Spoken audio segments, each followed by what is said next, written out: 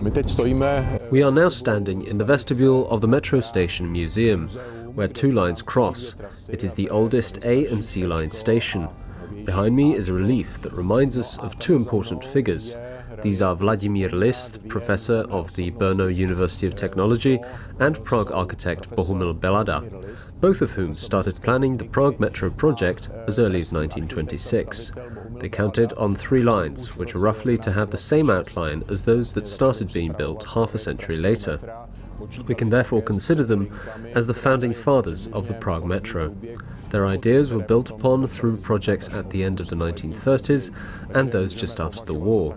However, the Prague Metro only started to be properly constructed at the end of the 1960s, more precisely 1966. After that, there was one more change. Originally, the plan was for it to be a sort of underground tram, similar to the one in Vienna.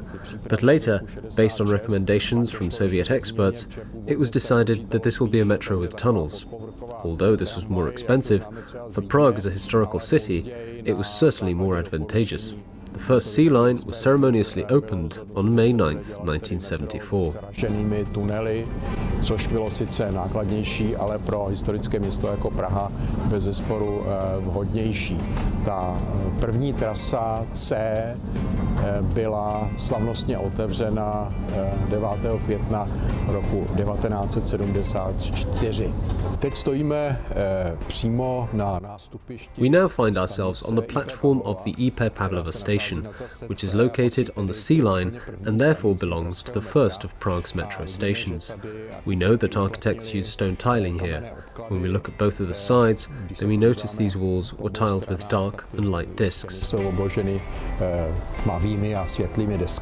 Stone tiling was also used for the pillars that support the station's ceiling. So this was a sort of simple utilitarian system that was a consequence of an agreement between the project leaders. Utilitární systém, který odpovídal jakési dohodě projektantů, že the C line will be made out of stone, the A line was supposed to be metal tiled, and the B line lined with glass. Although this dictum was not always applied, I believe it is quite noticeable in the C line. Právě v případě té první trasy, myslím, docela výrazně.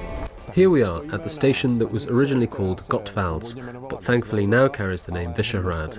Again, it is located on the C line, and it is completely unorthodox.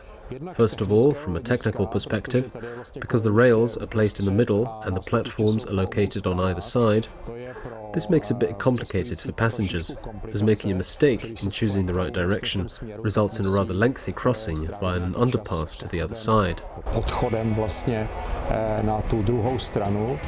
Here, however, it was necessary for technical reasons, because we are on the edge of the Nusle Bridge. The other reason for the station's uniqueness are these glass walls, thanks to which we can see a panorama of Prague. Behind me, for example, is the Karlova area on the other side of the valley.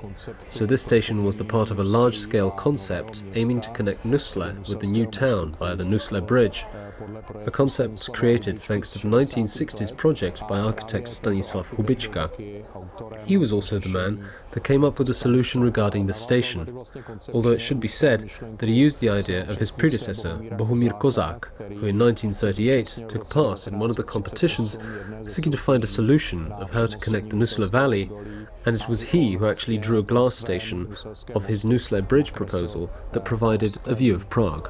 Pro sklenou stanici metra s výhledem na Prahu.